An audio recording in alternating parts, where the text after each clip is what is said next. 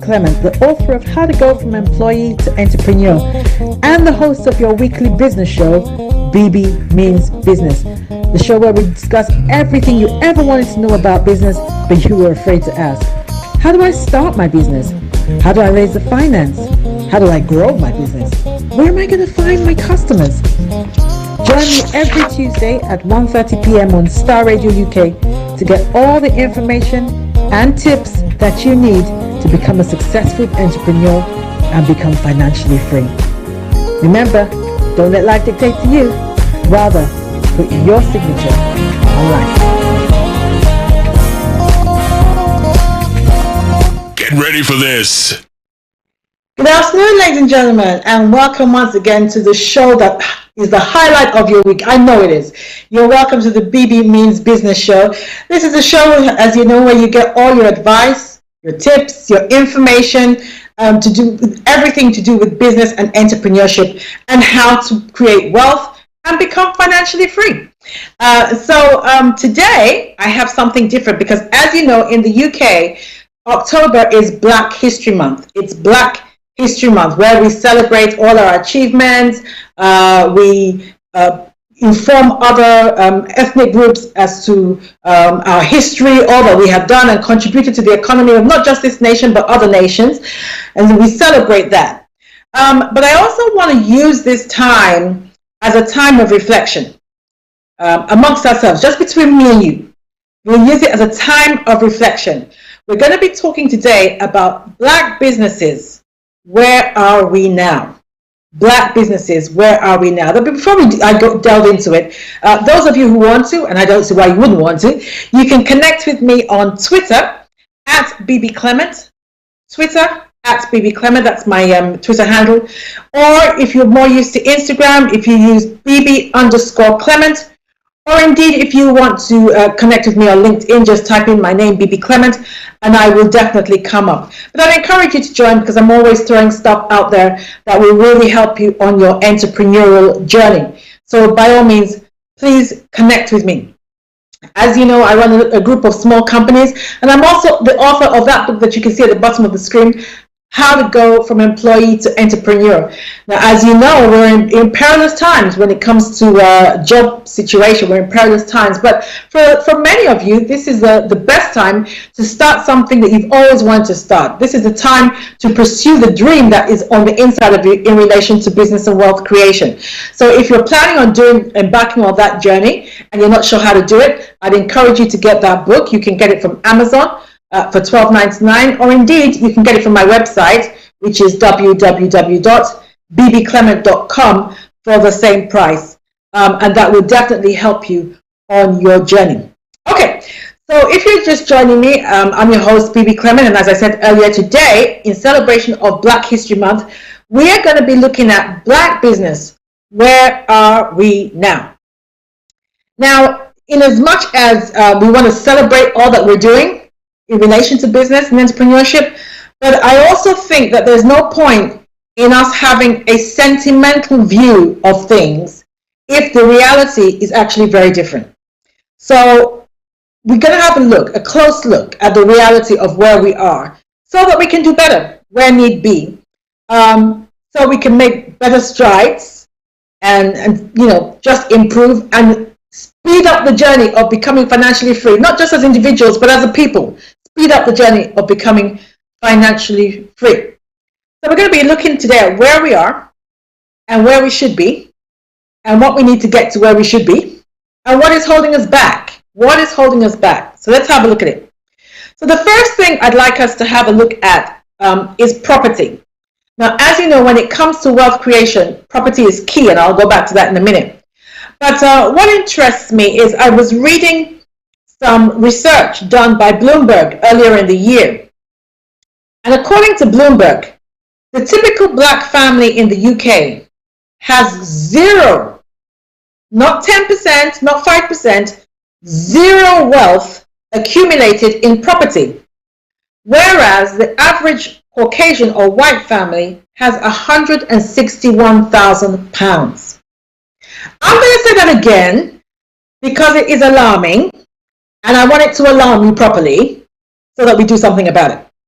So Bloomberg, who does all this research, you know that, they came up with a study that found that the typical black family in the UK has zero wealth accumulated in property, and compared that or offset that with the average Caucasian family that has £161,000. Now, the importance of property ownership in wealth accumulation cannot be overemphasized. If you want to build wealth, one of the best investments you will ever make is owning property. Crash, property tends to go up in value purely by market forces, purely by the laws of supply and demand. I remember many years ago, our first house cost us £53,000. We sold it a few years later for £180,000. Now, there are very few things that you will invest in that would give you that kind of return, let's be honest. And we didn't do anything to make that asset appreciate. We didn't do anything. So it's not like we painted it or anything like that.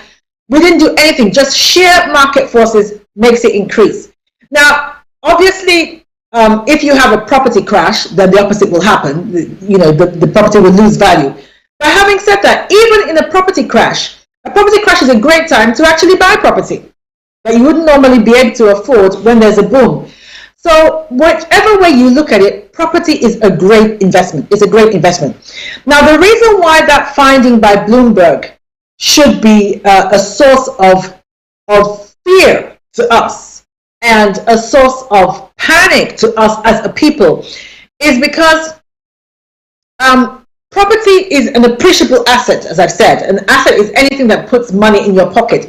And an appreciable asset is something that increases in value as you go along, which is what you want to be investing in if you want to create wealth. So that means that if we have 0% wealth accumulated in property, that means that we are shut out as a people of one of the best ways in which to create wealth, and more importantly, to pass that wealth down to our children.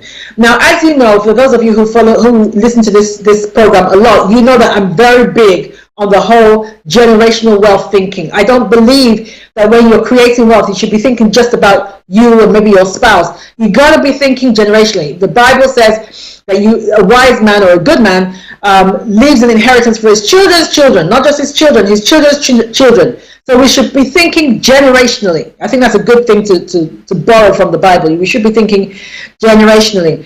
So when I read that statistic, that scared me. That meant that, in effect, if we're not careful, the next generation is going to have to start all over again, which is what keeps happening in the black community. So I want us to have a look at some of the reasons why. How did this come about? How did we get here? How is it possible that the black community, who has been here for generations now, has 0% of wealth accumulated in the property market? Now, one of the reasons is they found that only 30% of black people in the UK actually own their own property. Now, that is a problem in itself. And there are a number of reasons for that have nothing to do with us. That's not on us. And I've got to be honest about that. One, a black person is more likely to be turned down for a loan in the bank. Statistics show this. That's nothing new. Two, we're more likely to have bad credit. It's almost like we're in a vicious cycle when it comes to wealth. So if you have bad credit and you're likely to be refused a loan, the possibility of you getting on the property ladder is greatly diminished. So there are some things that are actually beyond our ability, and there's nothing we can do about it at the moment. Although I actually think that the black community should come together and start making noise about this. But that's an issue for another program. Now, I was reading some research by Akugo Emejulo, who is a sociology professor in the University of Warwick. And he said something which I know he said in our defense. He said that except your parents were lucky enough to own their own home, you can't get on the housing ladder. Except your parents were lucky enough to own their own home, you can't get on the housing ladder. Now, first of all, I disagree with that statement. With all due respect, sir, I know you're a professor, but first of all, I disagree with that statement. our parents didn't have a property. And I know lots and lots of black people who own property in the UK whose parents did not own their own property. So first of all, I disagree with that, respectfully. But for me, there's a greater danger in those kind of statements, because if we're not careful, we tend to use those kind of statements as a crutch. And it tends to halt us finding a solution to the problem. And so I'm going to put that aside for now, and say, just like I said before, that we bought our property without any help from our parents. Our parents did not own their own home. Having said that, we bought it during the Thatcher era, and we were in social housing at the time. And this was a time when Thatcher had a policy whereby she was helping people in social housing begin to own their own homes, so they contributed considerably towards the purchase of a home. So I will say that that's true, and it's possible that many of us would never have been able to afford to get our own home but for that. But having said that, we have come a long way from that. And now it is easier to get on the property ladder. We have property investment clubs. And on this program alone, we've had property investors come on here a few times and tell us how to do it. We've had the amazing Bimbola Osage on this show a couple of times, as well as some others. And she runs a property investment club whereby you no longer need $200,000-300,000 of your own money to invest in property. You can pool resources together with other people, and there are lots of business investment projects that you can get involved in. So you can get involved in buy properties at auction, you do them up, and you flip them immediately, and everybody divides the proceeds depending on the percentage that you put in. Or you can buy property more for the long term, whereby you let them out, you put tenants in the property, so you get not only a share of the rent, but you also get capital interest or capital gains on the property, because as you're letting the property out, the property, as we said earlier, is increasing in value purely due to market forces. So let's say you keep such a property for 5 years, you can sell it after 5 years and then divide the proceeds. And then accumulate wealth that way, such that it is easier for you to put down the deposit on a property. So it is no longer true that you need 500, 400,000 to buy your own property. There are ways in which you can do it, even within our community. So if you'd like some more information about that, please let me know.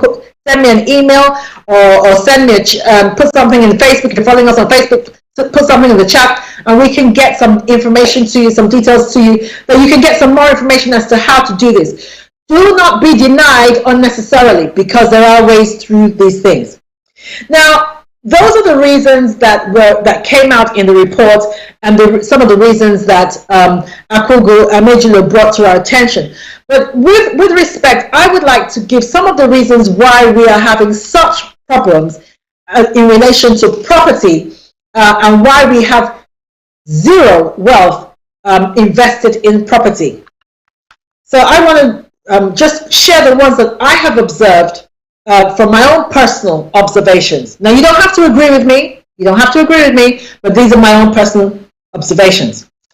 One of the reasons why we have no wealth in property is, one, we often get a bigger mortgage than we can afford. We often get a bigger mortgage than we can afford. You know, sometimes when I listen to black people in relation to wealth creation, it's almost like we approach our finances on a wing and a prayer, with our fingers crossed and our eyes closed. And we fail to be realistic about our financial situation and what we are capable of doing and what we should get involved in and what we should avoid. So let's say, for example, you and your husband are bringing in between you 80,000 a year. So let's say I'm bringing in 30,000, my husband is bringing in 50,000. You already know what that 50,000 is going to do. You have to pay rent, you have to do council tax, you have to pay bills, the children have to eat, you have to wear clothes. You know already what that 80,000 is going to cover and what it's not going to cover. So if you are bringing in only 80,000 a year, why in heaven's name would you go and get a 400,000, 350,000 pound mortgage? There is no way you can afford that. No way you can afford that. And all you need is a slight mishap in your finances. Something you didn't foresee happening, perhaps being made redundant, or a child having to go to uni, or some kind of expense that you didn't envisage. That's all you need to happen. And before you know it, you are behind on your mortgage. And before you know it, the bank is breathing down your neck. And if you're not careful, they repossess. So if you're going to get on the property ladder, you have to be realistic about your financial situation and your financial capability. If your finances only stretch to a bedsit in Thamesmead, then invest in a bedsit in Thamesmead. Don't try and keep up with the Joneses, which is what we keep doing. Don't try and keep up with the Joneses and try and keep face and go and get a £400,000 3-bedroom house in Blackheath if you can't afford it. So be realistic about your finances and only invest in what you can afford. 2, a lack of information or understanding or ignorance of what we're getting involved in when it comes to property. So for instance, some people don't understand the difference between an interest-only mortgage and a repayment mortgage. They don't understand. So an interest-only mortgage is where you are only paying the interest. The principal loan remains the same, and that still has to be paid. So for instance, if you get a £100,000 mortgage and the interest is, I don't know, £100 a year, and you get an interest-only mortgage. So for the duration of the loan, you will only be paying that £100. But the principal, the £100,000, is still there, and you still have to pay that. Whereas a repayment mortgage, you are servicing not just the interest, you are servicing the principal mortgage as well. These are bits of information that seem they don't seem important, but you'd be amazed at the number of people who don't understand how their mortgage works. And so they're surprised at the end of it when they're told that they now have 3 years to clear up the principal. And that's a tragedy. It's a tragedy for you to have paid, serviced a loan for, I don't know, 15, 20 years, and then discover that you can't service the rest, and then have your house repossessed. It's a tragedy. So it's important that you get all the right information. If you don't understand what the bank is telling you, find out. There are mortgage advisors within our community. If you don't want to go outside the community, there are mortgage advisors within our community who can explain to you what you are getting yourself involved in. Okay. Here's another one. Remortgaging for reasons that make the property a liability. You remember I said an asset is something that puts money in your pocket. A liability is something that takes money out of your pocket. Now, oftentimes within our community, because the only asset we have is our home, we tend to take money or we remortgage out of it. Now, let me say this. The equity in your home, as far as I'm concerned, is what you should be passing down to your children. If you can avoid it, do not touch the equity in your home. Because what happens increasingly in our society, or in my community, is a person owns a home, the children think that they're going to inherit that home, the person dies, only for the children to discover that that house is mortgaged up to here, and the other debts, the debts that their parents left, by the time they've serviced those debts, there's actually nothing in the property. The property is a shell, and in fact the bank wants their money back, and there's not enough money in the property to even make it worth selling, and so the bank will sell it at a below market price.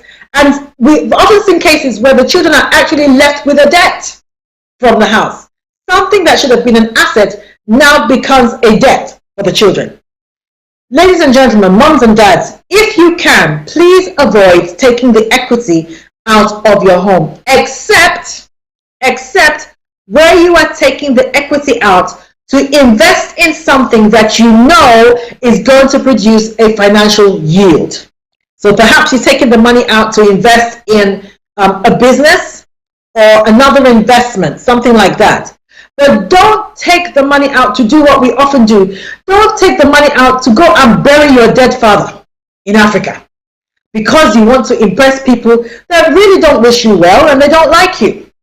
And then you come back and the asset that you're supposed to have passed down to your children is now worth very little, if anything. And this is why we ended ended up with that statistic, whereas the black community has zero wealth accumulated in property.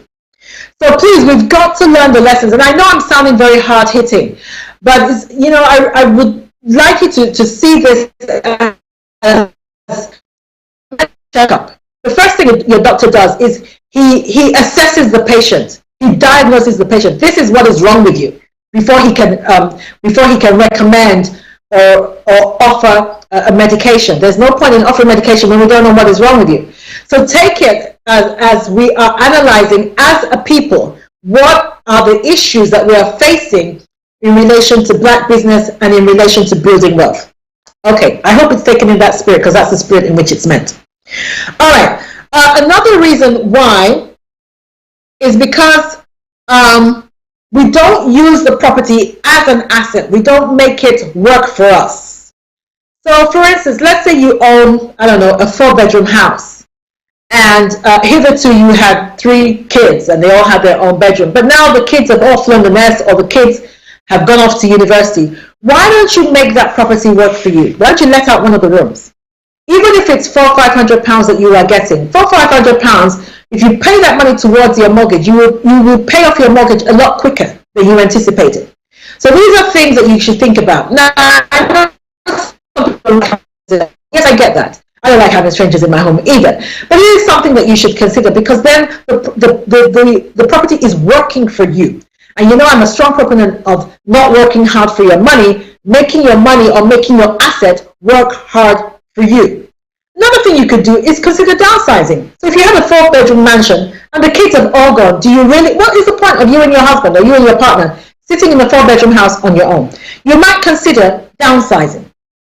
So perhaps you could sell that house, use that money, move further out of London, where 60% of black people are concentrated, move further afield, and you'll be able to buy, sometimes you're able to buy a property cash down, and you'd still have money for your retirement, or still have money that you could give to the children later on. These are all things that you can consider. Now, of course, they will not all be right for you, but there's things that you can consider.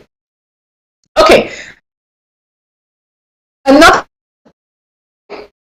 we have had this problem is because we don't protect our wealth. You need to protect your asset. Write a will and protect your property. Write a will and protect your property. Don't assume that because you own the property, if you die, your children are going to automatically inherit it. It doesn't work like that. It doesn't work like that. And thankfully, we've had someone on the show. We had Remy Ayala some months ago, who's an excellent solicitor when it comes to will writing and protecting your assets. And she gave us some fantastic advice on how to do that. This is why this is important, because sadly, again, marital and relationship breakdown is at an all-time high within the black community in the UK. And so now it is not unusual to have people married 2-3 times. It's no longer unusual.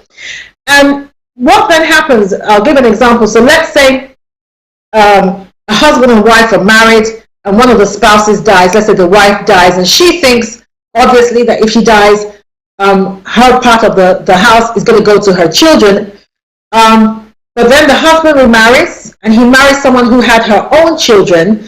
It is not automatic that if he dies, your biological children are going to get the house. We've had cases where the new spouse and even the children of the spouse that are not related to the guy that died have gone to court to fight for an asset, and the court has awarded them the house.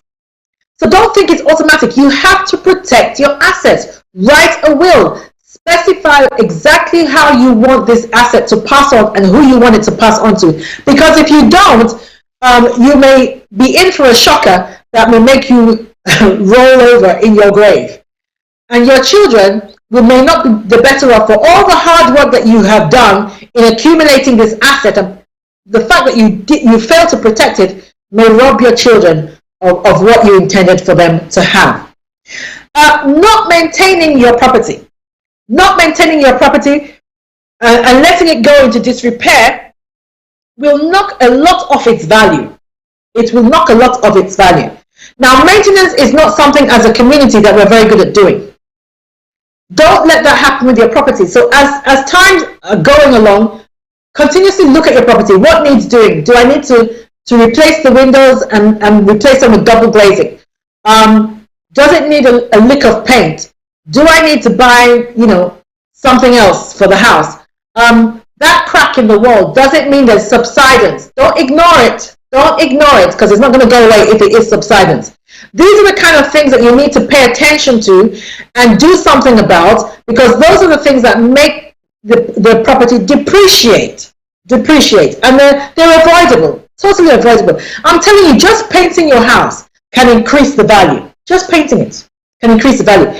Changing the windows increases the value significantly.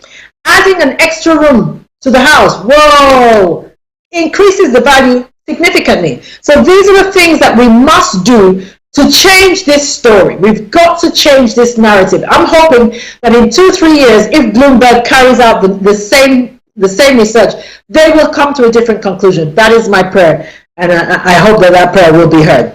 Okay, I'm going to take a break in a little while, but just before we do, just to let you know, as for those of you who are regular listeners, that this show is live and it's interactive. So I want to hear your views on anything that I've said today.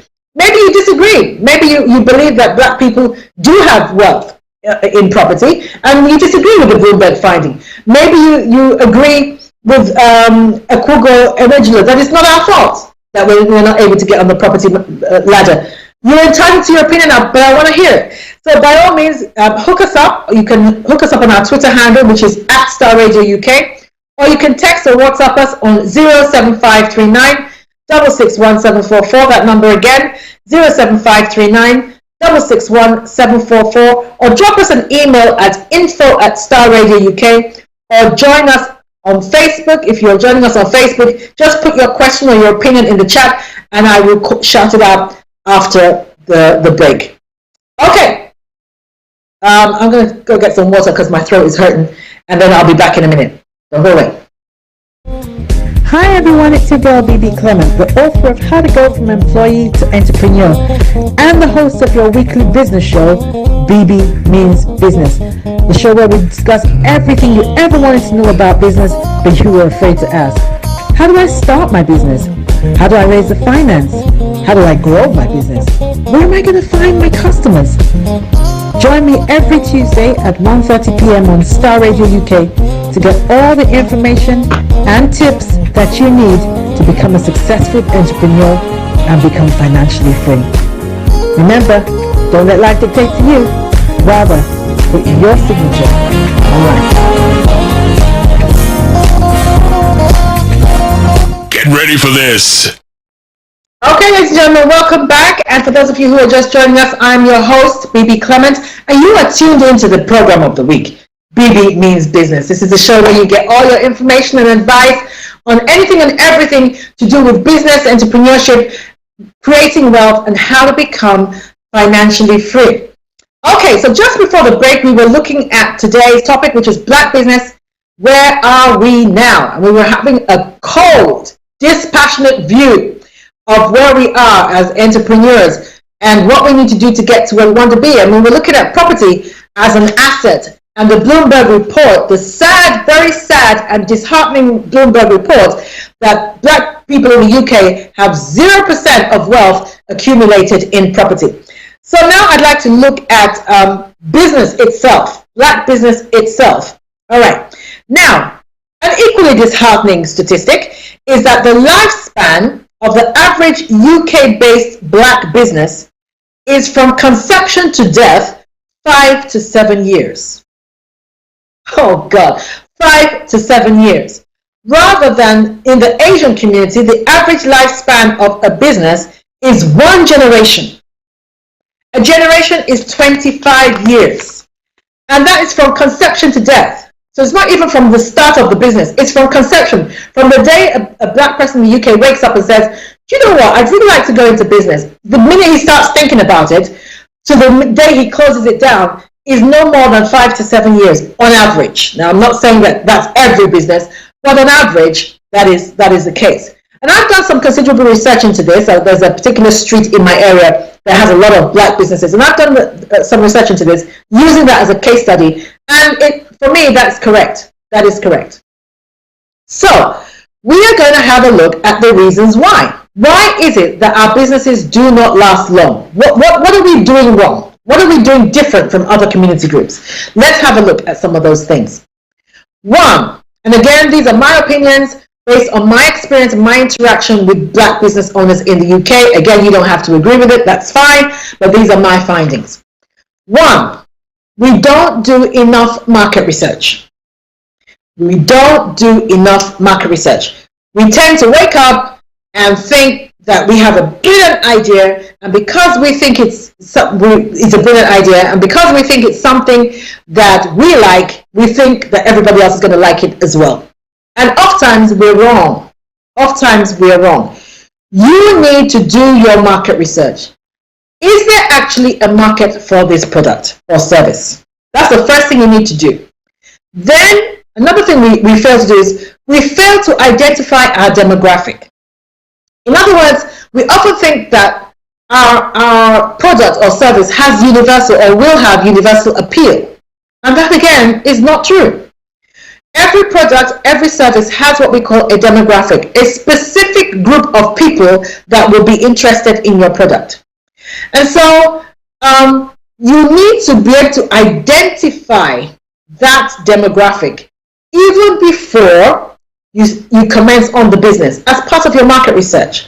So let's say, for instance, I go into a business where I want to sell personalized hoodies. Personalized hoodies. Now, it is unlikely that somebody of my age or my generation is going to go around with a personalized hoodie on. Very unlikely. So if you're pitching to me and my group of friends, it's unlikely your product is going to sell. But if you identify which target audience wears hoodies, one, they're usually young people. Yeah? Oftentimes they're male. A lot of undergraduates like hoodies. A lot of secondary school children like hoodies. So you've identified your demographic. So you don't waste time and you don't waste money marketing to group A when your target audience should be group B. So these are the kind of things that make the business disappear even before it has started, because we don't do enough market research. All right. Another thing that I've identified is that we think small. We tend to think small, and you can see that in the way our businesses are. Our businesses tend to be small businesses. Small businesses. Not even small businesses, because the definition of a small business in the UK is a business that has between 2 and 250 employees. Our businesses tend to be micro businesses.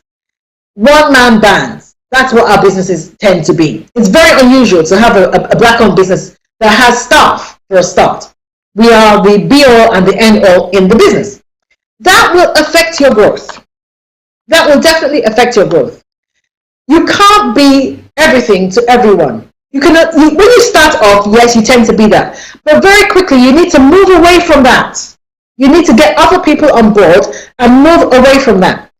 So another problem we have is we don't have a growth mentality. We have a founding mentality. We want to start the business, which is a great thing because there are other communities that don't even get around to starting the business. So it's really good that we actually start businesses. But starting is only the first step in a business. What is the growth strategy? Most black business owners can't tell you. They have no idea. It's not even occurred to them to think about a growth strategy. And when they do, if you ask them, how do you want to grow? They don't know. By how much do you want to grow? They don't know. This time next year, what is your proposed bottom line? They don't know. How are you planning to implement the growth that you're thinking about? They don't know. So it can sometimes be quite disheartening, to be honest, talking to black entrepreneurs. These are things that we need to begin to think about. The day of a micro business, come on, that's over. We need to begin to grow, to strategize as to how we can grow. Another thing that I think the Asian community and the Jewish community, but particularly the Asian community, are good at doing that we don't often do, is they get their children involved in the business. Go to your local Asian-owned convenience store. When the kids come back from school and they've done their homework, oftentimes you'll actually see them doing their homework in the shop. They are there manning the shop. I remember my children, this is something that I learned from Donald Trump. I haven't learned a lot from Donald Trump, but that one I definitely learned from Donald Trump. I remember many years ago, I was watching an interview that he was doing on the Oprah Winfrey Show, and he was saying that he always takes his children to work. And those children at that time were under 10 years of age. He says, I always take my children to work. They're always around me. If I'm having a business meeting, they're sitting under the table, they're playing with their toys, but they are around me. So they can hear the business talk. They get used to be holding meetings. They get used to seeing people coming and out of the office. They are around the office. They begin to understand how the office works, that kind of thing. And as they grew older, he didn't let them take up prime positions until they had worked in every department of his business. So they worked their way up from the cleaning up until the board meeting. They experienced every aspect of the business. And I've done the same with my kids. I was looking at an old photograph the other day, and I was laughing. I was looking at my youngest son. It was a picture of when I went to speak somewhere, and he was manning my stand. So I had all my products displayed on a stand, and I was speaking, and it was his job to man the stand. And I can actually remember having to wake him up very early on Saturdays, say, get up, we're going together. And he would moan, Mom, but I want a lion. And I said, listen, what you're going to learn will earn you a lion in the future. Now you got to get up. So we would go to these events together, and he would man the stand. And I cannot tell you the skills that our children acquire when they're involved in our business. Now, I'm not saying that you have to do this with the mindset of, or with the aim of passing the business on to them, because the truth be told, many of our children don't want our business, to be honest. They want to chart their own path, and there's nothing wrong with that. I don't have a problem with that. But the skills that they acquire from being involved in entrepreneurship are priceless and will serve them well in their future. So just by manning my stand, my son gets to be involved in customer service because he has to greet the customers, and I've taught him how to engage with customers in a way that will make them want to buy products. Even just smiling and being approachable and having the information to hand. He had to have the information on products. As regards price, he needed to know what was the price of each product, how people could pay. So those who are paying in cash, he needs to know how much to give them back in change. He had to have the information as to other ways in which they could pay. So he had information on a slip as to how they could pay online. He had the account details. All those kind of things are important. And he acquired those skills that will serve him well in the future. So we should get our children involved. If you are a caterer, get your child. I mean, I think it's a tragedy. If you are a caterer and your daughter doesn't know how to cook, that's a tragedy. Get your children involved in how to cook. Let them see what you do. Let them be involved in it. Take them along when you're selling the product. Those kind of things, they're very, very important. And so when we're talking about generational wealth, other communities arm their children with skills that will serve them in the future and enable them, empower them to create their own wealth. And if we don't do that, then again, our children are going to be starting from behind. And I think we do our children a great disservice if we don't expose them to entrepreneurship. It's important. It's important.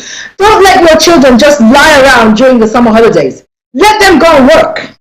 Let them go and work. It won't kill them. Let them go and work and see what life is really about so they'll be served well in the future. Okay, another thing that we don't do when it comes to business is we don't understand the importance of professional services until we get into trouble. If you're going to go into business, you need, at a minimum, you need an accountant or a bookkeeper. You need that. You need a lawyer. Please hear me. You need a lawyer to keep you out of trouble, to protect you, and to help you when things go wrong. Don't wait until you have done wrong or somebody has done you wrong before you get alerted. You need one. And of course, I'm going to do a plug. We have a law firm, if you're based in the UK, Augustine Clement's Listers, and we're a commercial law firm. We're dedicated to small business owners. So by all means, please give us a shout out if you need any help. It's Augustine Clement's Listers. If you Google us, you will find us. And our number is 0203-223-0800. By all means, any advice or any help that you need in relation to your business, don't sit there in silence. Don't sit there and suffer. Don't sit there in ignorance because you lack the information that you need to do well in your business. Hire somebody that can help you. You will also need a business advisor. I will strongly encourage you to get one. Strongly encourage you to get one. Okay, another reason why I think our businesses don't last for very long, and research shows that they last between 5 and 7 years, is we don't collaborate enough. We don't collaborate enough. Too many of us are doing our own little thing in our own little corner of the world, and we're doing it literally to death. Listen, don't do that anymore.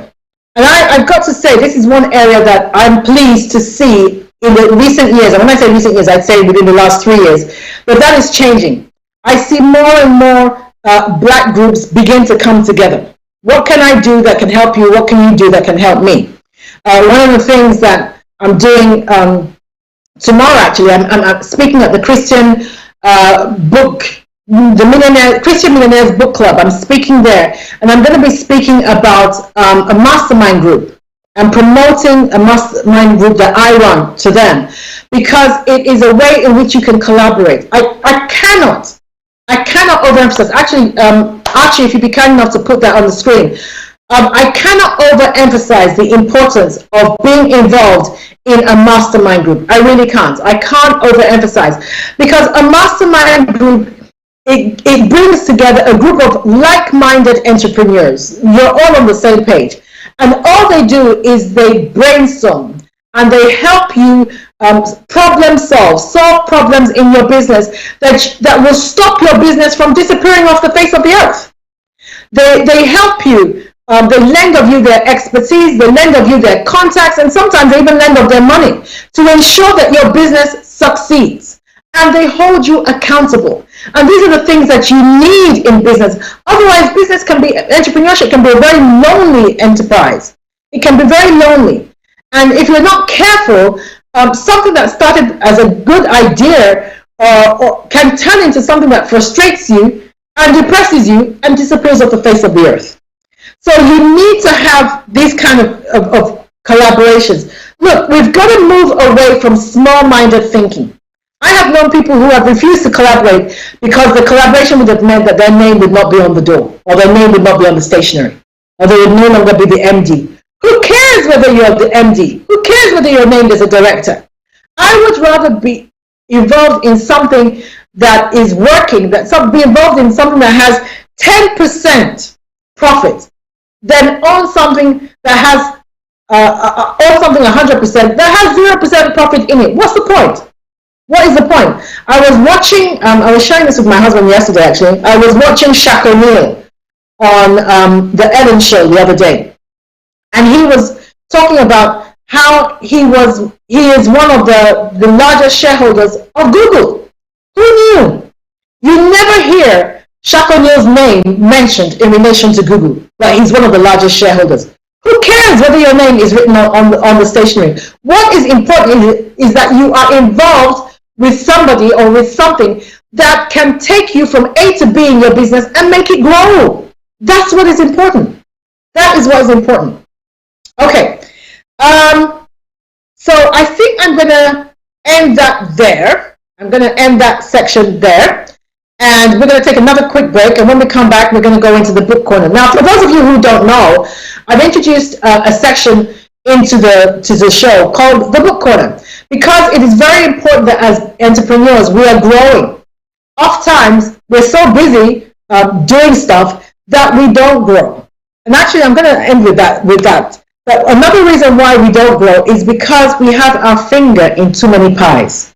You have someone who is, I'm an accountant, but I also sell Mary Kay. and I also do this, and I also do that. Now, I'm all for diversifying, as you well know. I am all for diversifying.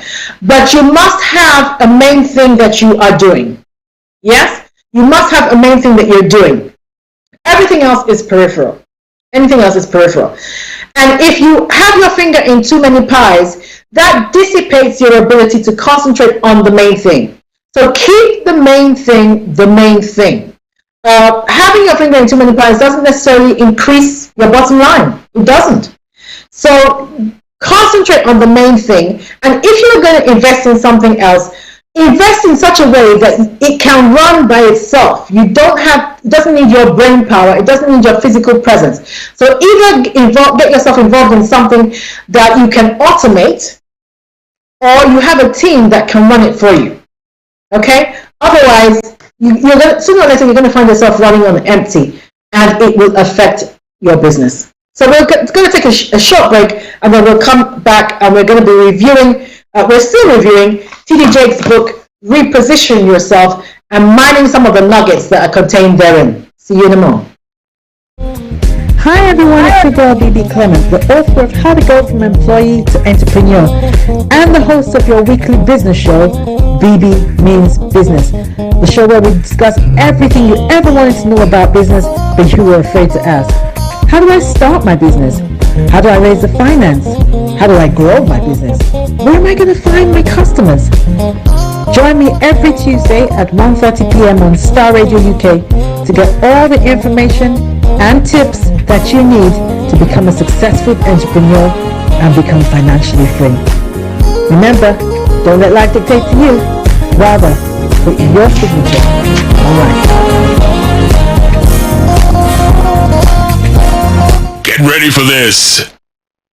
Welcome back, ladies and gentlemen, to the Bebe Means Business Show. And right now we're going to go straight into the book corner. The book corner. And we are still reviewing T.D. Jakes' book, Reposition Yourself, which is an excellent book, and I will recommend it. Okay, so one of the things that he says in his book is you cannot achieve what you cannot conceive. You cannot achieve what you cannot conceive. And for those of you who are with me before the break, you remember that we're looking today at black businesses. Where are we now? And one of the things that we looked at is the fact that our businesses tend to be small. And one of the reasons why our business tends to be small is because we cannot conceive, for some reason, for a number of reasons, we find it very difficult to conceive and indeed believe that we can own big businesses. So if you are running your business from, I don't know, a table in your bedroom, you need to begin to conceive that I'm going to move out of this bedroom, I'm going to buy my own building, or I'm going to move into an office, a larger office in town. Begin to conceive that. Begin to think about it. Begin to own it. And for those of you who are of the faith, begin to pray it into being. Or perhaps you've been in your office for the last 5 years, but you're in a low-end part of town, and you've always wanted to have an office in the city, because that will take you to another level. Begin to conceive it. Why should somebody else have an office in the city and you shouldn't? Why? They don't have two heads. Why? They're an entrepreneur just like you are. So begin to think bigger, ladies and gentlemen. Begin to conceive what it is that you want. Begin to conceive what it is that you want. So let's say your annual return right now is 100,000. But what you would really like is to have your turnover to be 500,000. Begin to see that. Conceive it in your mind. You know what? My services are worth 500,000. Or maybe I'm currently charging an hourly rate of 150. But you know that you are worth a lot more than that. Yeah? So begin to conceive it. I am worth £250 an hour. So the next time I'm going to go and pitch to someone, that is what I'm going to tell them. My fees are £250 an hour. And I'm not going to back down. I'm not going to back down. That is how much I charge. And if that client says no, then clearly they're not your client. Go look for your client. Go look for your client. Okay, there's nothing, I've said this before on this program, there is nothing like a product that is too expensive. Nothing like that. If they can't afford it, then they're not your client. Go look for your client. Okay, another thing that T.D. Jakes says in his book is never give up. Never give up. Keep doing until. Never give up. Keep doing until. So don't let age stop you. Oh man, I've missed the boat. I'm in my 50s now. It's never going to happen for me. That is a lie. That is a lie. There is no reason why it cannot happen for you. There is no age limit on success. And success is defined by the continuous pursuit of a goal. For me, as far as I'm concerned, that's it. The continuous pursuit, continuous and persistent pursuit of your goal. That is success. That it's not a destination, it's a journey. That is success. There is no reason why you have to stop pursuing your goal just because you hit 50. No reason. If you're not where you want to be in relation to your business, then keep going. Keep going. For as long as you have breath in your body, ladies and gentlemen, then you should keep moving towards your goals. That's what you should keep doing. Until they drop you down into 6 feet under the earth, keep moving forward. Now, you may not be as physically strong. I accept that. That's fine. But that's still no excuse. Still no excuse. If you need to hire younger people that can run with your vision, then hire younger people.